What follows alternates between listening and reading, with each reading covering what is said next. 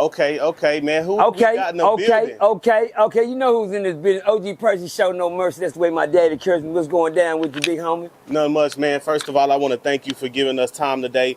And I just wanted to kind of ask some questions and just get some Fort Worth history. Okay. Stuff like that. So I want to start with your history. Like, you know, what year were you born? What side of town were you born on? I was born in 1969. I wasn't born in Fort Worth, Texas. I was born in Midland, Texas, West Texas. I got a long story. I moved to Fort Worth, Texas. When I moved to Fort Worth, Texas, I moved to on Little John Block, and that was in 1960. That was in 1971. Okay. Yeah. Okay. I was born in 69. Okay, so you born in 69. 64 is a big year that I always talk about because that's when integration happened. Okay. But that was before you was born. So let's say by the time you 7 or 8, that's when we can usually start remembering stuff. This is maybe gonna be in the mid 70s. In the mid 70s, did you still notice some tension between whites and blacks in Fort Worth, or was it? I never noticed tension between whites and blacks until 1979. Okay. When I first seen the movie Roots. Okay. That's when I first ran into racism. That's when I first knew. I grew up in a Christian household. My mom was an elder, Minister Louise Carter. I grew up under a deacon, and my daddy was out of Shreveport, Louisiana, and my real daddy was out of is a 3-time honorable discharge veteran. So when it came down to racism, I wasn't taught racism in my household. I wasn't taught in my home. Okay. My mom didn't talk to us about being that. My mom was a saved woman. Anything that wasn't of God, she didn't talk about it. Right. Okay. So let me ask you this. As far as going to school and stuff like that, are you going to school with white kids and all of that? Oh, yeah, most definitely I went to school with white kids. I went to SS Dillo Elementary School right here in the hood right here in Fort Worth, Texas. Okay. What hood would you call it? I would call it Eastwood Port Poly. Right. It is a weird, like, Eastwood Poly line where you don't really know if it's... Where SS Dillo at. Yeah. So I'm gonna give it Poly because Avenue A. Okay, let me ask you this. Where would you say Stormy Mondays is? I don't never know what to tell somebody. Is that Poly or Eastwood right there? That's Eastwood. Okay. That's Poly. Okay. Stormies? Yeah. That's Poly. Okay. Most definitely. The equator in Fort Worth is Miller. Okay. I gave it that. It's a borderline. It's an equator in Fort Worth. I heard the phone somewhere. Yeah, it's around here. It's around here, so I know it's around here. Hello. Appreciate you. Yes, sir. So that you know, you cross one side, you on Blood side. You cross the other side, you on Crip side. Coming from Berry, when you cross over Miller, you on Blood side. Coming from Berry, when you cross over Miller, you on Blood side. Coming from Berry the other way, when you cross over Miller, you in Crip side. Right. Okay. And that's exactly how you divide the hood. So just so you know that, so when you cross over Miller, everything Poly going back that way. Right. But when you in the middle, Eastwood. I stayed on the other side of the street, so I was from Eastwood. Right. I grew up at 4200 Bird Street. I grew right up on the corner of Miller and Berry where y'all go right now. It's a Walgreens right there. Right, okay. Yeah, I was there before all that was there. I was there when one of the cows and horses was sitting there. Yeah, right. My bad. No, you good. Cows and horses was there. You know, it wasn't all that old. It wasn't the cars. Everything y'all see, this is a whole, this city has transitioned to me 3 times. Right. Okay. Yeah, it's transformed 3 times in me. I didn't seen it. I've been 25 twice. Right. Yeah. Okay, that's a blessing too. Yes, sir. That's a blessing too. I know a lot of times in hip hop we talk about the old and we don't want to listen to the old. They never do. And it's almost not cool to be old, but the only flip side to that is dying young. So you know what I'm saying? I never understood that. Yes, sir. I hope to get to that age. So let's talk about that because one thing that I interviewed homie Weasel, man, and what he told me was there was a point in time where you couldn't even be black and get caught in Poly. So Weasel, that's Pops saying it. Yeah, Pops. Yeah. You couldn't even get caught in Poly. Right. So it's interesting to hear you say that you've seen the city transition because at one point that Walgreens right there wasn't even there. No. Wow. No. I stayed right on the corner there. My house was right there. Right. I was there when the gangs came. Used to be a Chief Auto Parts right there. Before the Chief Auto Parts, there was an Omar's and a game room and a laundromat right there. Wow. Yeah, that's how. What the probation office is now right there. Everybody go report. That was a DAV, a thrift store. You understand me? I've been across wherever that big old mega church is across the street right there. I remember on the field we used to play football in that field. Wow. There used to be horses right there. Wow. Nothing but down Miller was to be stables going down Miller. Yeah, I watched this city grow. That's crazy. Pops, when I heard Pops talking, Pops was here way before I was. Right. So he got to see the transitions before I got here. Right. The cold thing is, with Pops is, God dang, Pops, you still here. Right. Hello. Yeah. Yeah, let's go. Yeah, it's a blessing. So you mentioned you was here before gang banging, and I've always been interested in Fort Worth before gang banging because a lot of the times when I hear the elders talk, they talk about how Fort Worth has always been a crime city. It's always been gangsters here. It's just the game changed. So before Crips and Bloods got here, who was here?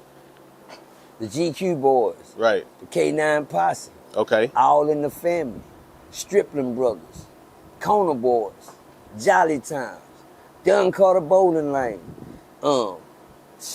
Poly Theater. Lancaster Theater. The Legion of Doom. All in the family. Right. That was her. I heard I had to do my homework on my life, and niggas claiming me being OG status, and cause I got put on by some young guys.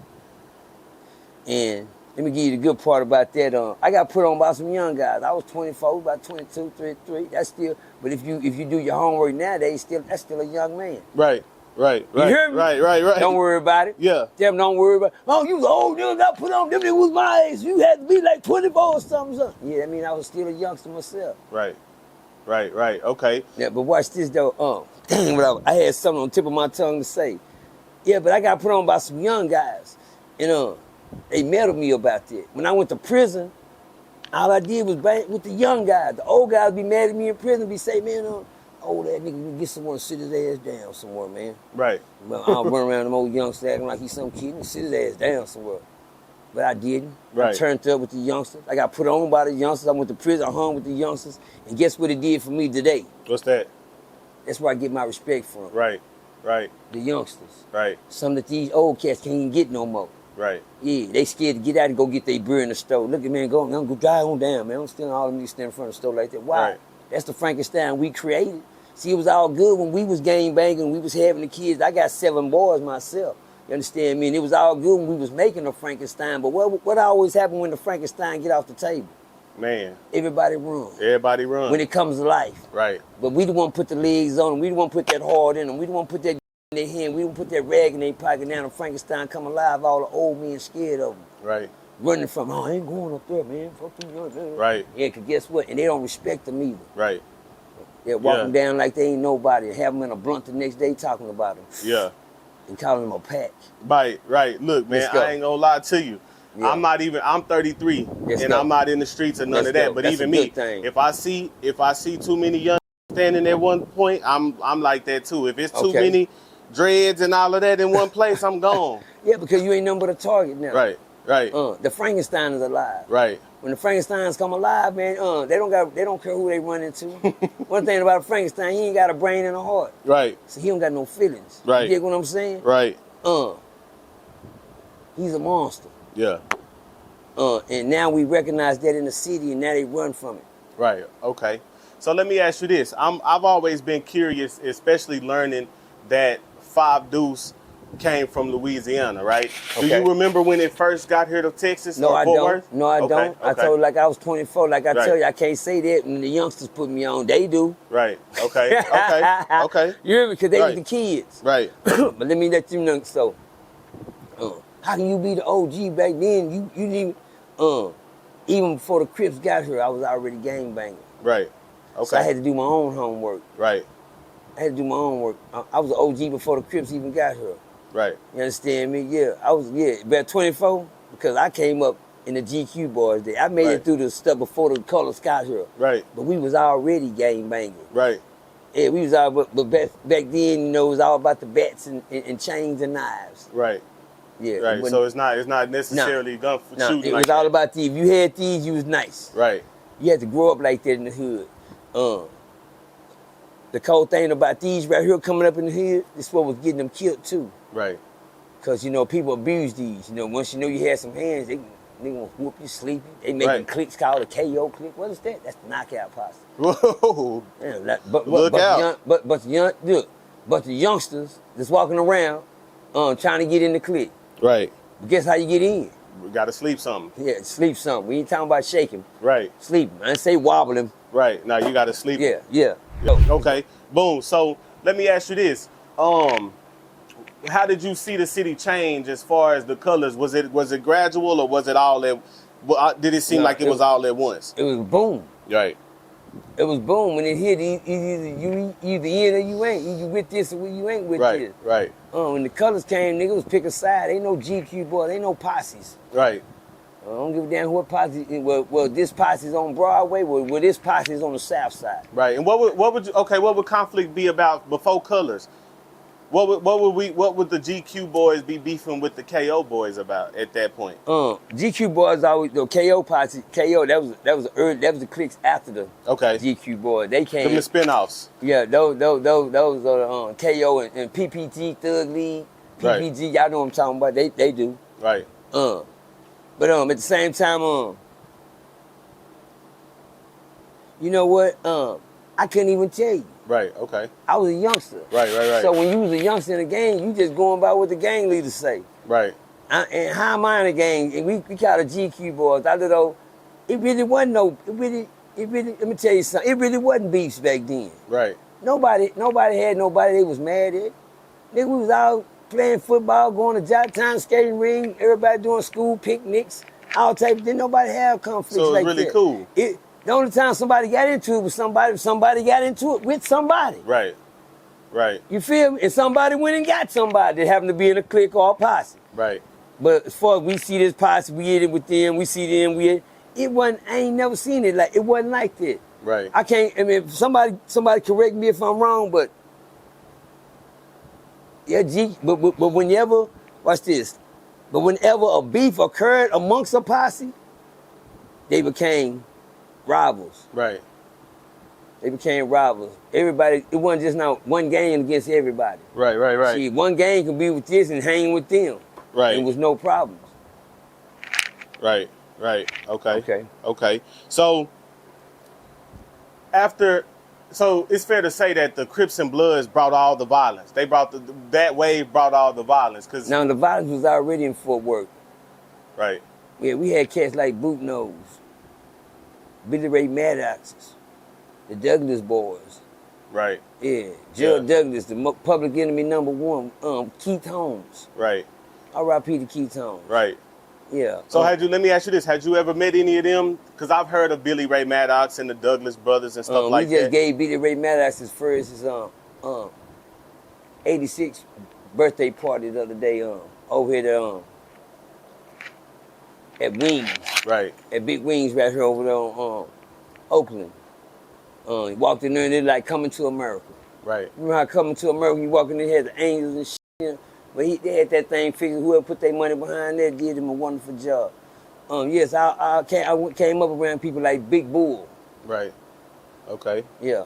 Do your homework on Big Bull. Yeah. Tell them open their eyes. Right. Okay. Yeah. Okay. Yeah. So one of my last questions. Okay. One of my actually my cousin. He go by OG Lil Dogg off the north side. Shout out to Lil Dogg, man. I appreciate his posture. I appreciate his talent. His being patient when he answer questions. He don't rush. He don't know it all. He just tell what he do know. Right. That's being real, and I love to hear people talk like Lil Dogg. I listened to Lil Dogg the other day. Shout out to Lil Dogg, man. R.I.P. to my trade, and cause you said some real stuff, man. Trades don't really. Niggas don't really talk about the mouth, man. Right. But that's Trey Lane, you hear me? Right. Shout out to my trade that I do. Shout out to niggas that I know like Insane, 4 Trey Rob. Shout out to Bucci, nigga. R.I.P. to my nigga Boogie. Shout out to my nigga OG Renthal. You understand me? Right. Yeah, come on, man. Quit playing with me. Shout out to Gator. You understand me? Shout out R.I.P. to 4 Trey, man. Shout out to my nigga Jose 4 Trey. You get what I'm saying? With the trades in his head. Chris, man. Yeah. Quit playing with me, man. Shout out to Chris, man. Shout out to Chris, man. 4 Trey Chris. But I can let's go on and on and on with the Trey gang, man. Trey gang has always been the most respected gang when it came to violence. Right. Amongst the Crip gang. Right. They was gangster Crips. They wasn't Crip gang. They was gangster Crips. Right. Full trade gangster Crips. So that was his own. So every time. Right. So when the trade's coming, I right. Peter, my full trade Drico, love you, boy. Yeah, for sure. So what I had asked him was, I had kind of showed him some of the at the LA Crips, you know what I'm saying? Right. Some of the stuff that they were saying about how they view out of town banging, and you know, he kind of agreed with you and said, hey, you know, it's love, but we got our own politics down here. We got our own bylaws and things like that. So pretty much, how do you feel when you hear LA Crips say, oh, that out of town banging ain't real, or it's not thorough because they don't go by the same beefs that we do? I got 2 words for them. Come see. Right. Yeah. Yeah, come see. Come see. Yeah, that part. Yes, sir. Yeah, my teardrops on my face ain't fake. Right. You understand me? I earned everything. Let me let y'all something know in California, in LA or wherever y'all bang it. Look, man, I'm from the biggest state in Texas, in the United States. I'm from Texas. I bang it and come from no LA. I came from Shreveport, Louisiana, Cooper Road. You understand me? I respect LA, but when somebody look like they bigger than the other, you cannot make yourself look bigger than the next person when everything amounts to nothing in the end. Right. Now hold on, let me hit them with that again. You can't make yourself look bigger than the next person, because in the end, none of it matters. See, I'm not in the blue rage no more. I'm in the black redemption part of life. If they ever read their book, Tookie Williams, they'll tell you about this blue rage, black redemption. You got to go through the fire to become gold. That means you got to make it through that cripping to become a man. You understand me? Don't jump in it if you can't get out of it. I got one thing for all 5 dudes, people that's 5 dudes. Do like OG Percy did. Get on the set to live the set. What I mean by that, I ain't talking about no going to jail, going to prisons, ins and out. I'm talking about get on this 5 dudes and make sure that you live to see 5 dudes. Oh. Don't worry about it. Shh. Don't worry about it. I'm gonna let them soak in that for a minute. Boss. Yes, sir. OG Percy, we appreciate your time, man. We'll be back. Yeah. Yes, sir.